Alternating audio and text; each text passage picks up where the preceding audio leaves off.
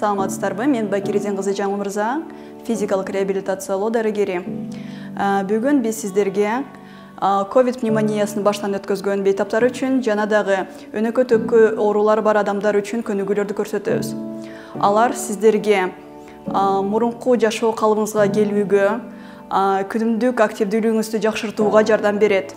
Баштан өткөн оорудан кийин эң жок дегенде 2 айга чейин, эгерде катуураак ооруган болсоңор 6 айга чейин мындай көнүгүүлөрдү аткарып реабилитация кылышыңыздар керек. Оорудан жабыркаган организмди калыбына келтирүү үчүн жумасына кеминде 150 мүнөт активдүүлүк зарыл. Аларды ар күнү 20-25 мүнөттөн же 5 күн 30 мүнөттөн жасоого болот. Бул жөө басуу, сууда сүзүү же башка иштөө. Жумасына 2-3 жолу тулку бойдун булчуңдарын чыңдоо үчүн күч көнүгүүлөрү жасалат. Бул гантелдер менен көнүгүүлөр, аэробдук көнүгүүлөр же оор сатылуу алынган нерселерди ташуу. Жумасына 2 жолу баланс үчүн көнүгүүлөр. Ал 65-тен ашкандар үчүн, баланс жана координация жоктугунан жыгылуучулар үчүн. Боулинг, тайчи же би сиздин балансты жакшыртат. Телевизордун, компьютердин алдында, диванда аз отуруу керек. Бул көнүгүүлөрдү аткарууда сөзсүз түрдө коопсуздукка көңүл бурушубуз керек. Ал үчүн башында денени жылытуу, жибитүү керек жана бүткөндөн кийин денени муздатуу керек. Ингалятор мурда колдонуп жүргөндөр жанына ингалятор ала жүрүшү керек. Машыгуунун алдында аны колдонуңуз. Анан кенен ыңгайлуу кийим кийип жүрүү зарыл. Тайгаланбаган ыңгайлуу бут кийим кийиңиз. Айланаңызда жетишээрлик орун болушу керек. Тамак ичкенден кийин машыгууга чейин 1 саат күтүңүз. Күн аралыгында көп суу ичиңиз. Машыгуу учурунда аз-аздан уртаңыз. Биз көнүгүү жасоону качан токтотобуз?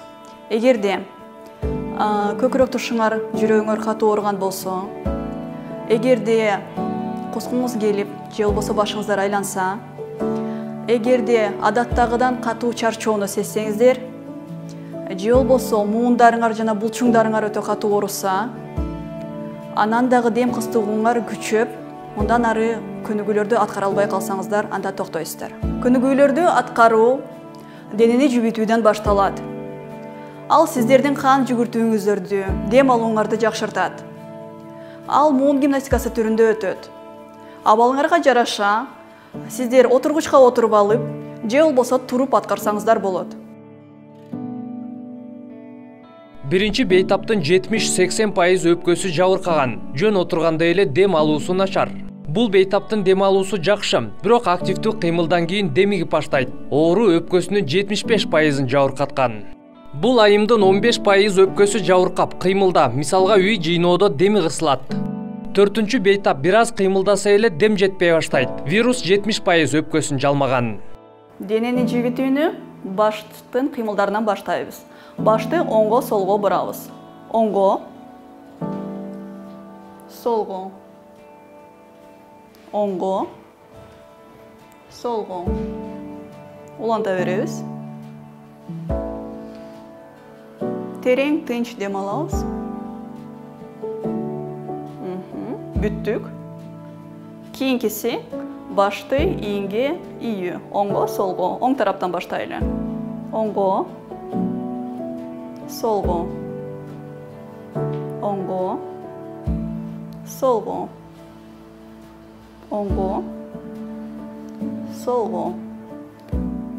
Оңго. Башты түз кармап, бурбаган аракет кылгыла. Бүттүк. Азаматсыңар. Кийинкиси биз ийиндерди өйдө көтөрүп кайра түшүрөбүз. Өйдө көтөрөбүз, түшүрөбүз. Өйдө.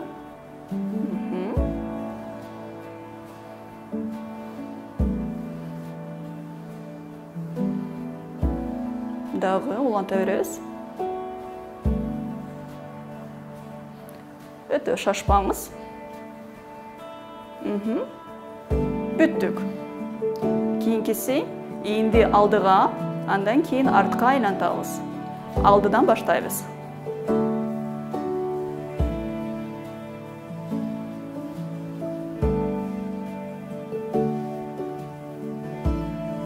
Алыбыздан келишинче чоңураак амплитуда кылабыз.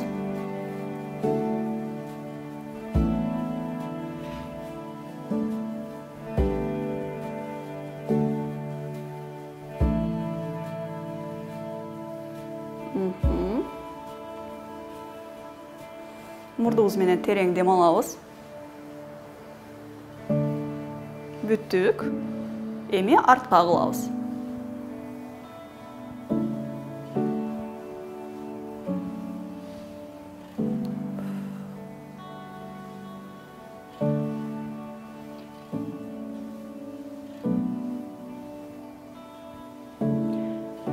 Эгерде бат кылганда чарчасаңыз, кичине жайыраак кыла бересиз. Жакшы элеспи?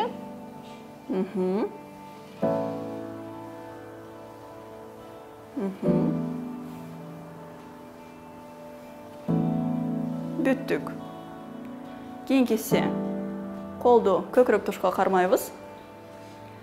Анан алдыңкы бөлүгүбүз кыймылдабайт.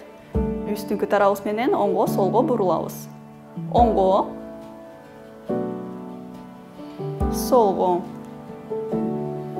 оңго, солго, оңго, солго, оңго, солго. Дагы 2 жолу кайталайлы.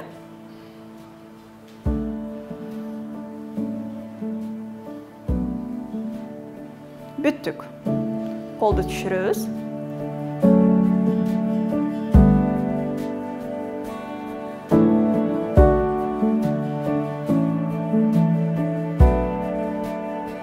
Эми тулку боюс менен оң жана сол тарапка ийилебиз. Оңго, солго, оңго, солго, оңго, солго, оңго, солго, оңго, солго, оңго, солго. Дагы бир жолу 2 тарапка кылабыз. Бүттүк. Кандайсыздар? Дем алганыңыз жакшыбы? Кыйналган жоксузбу? Сизчи? Жакшы? Кичине салабыз. Кийинкиси ирети менен тизелерибизди көтөрөбүз. Сиз отурган боюнча көтөрөсүз. Эгерде корксоңуз, кулап кетем деп, анда стулдун, отургучтун кармап турасыңар. Улам бир тизебизди көтөрөбүз. Оң тараптан баштадык. 1, 2, 1, 2.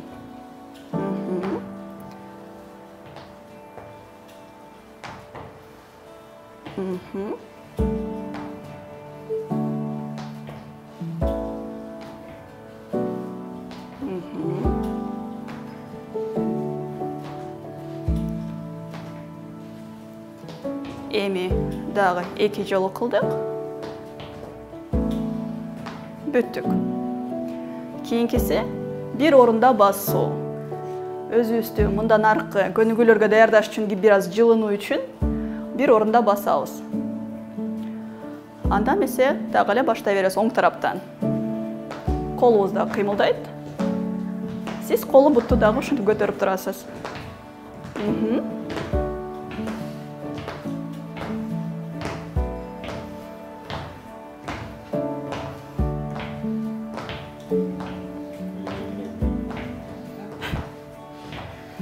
Эгерде ким чарчаган болсо, жайыраак кылса болот. Өзүнүн темпинде.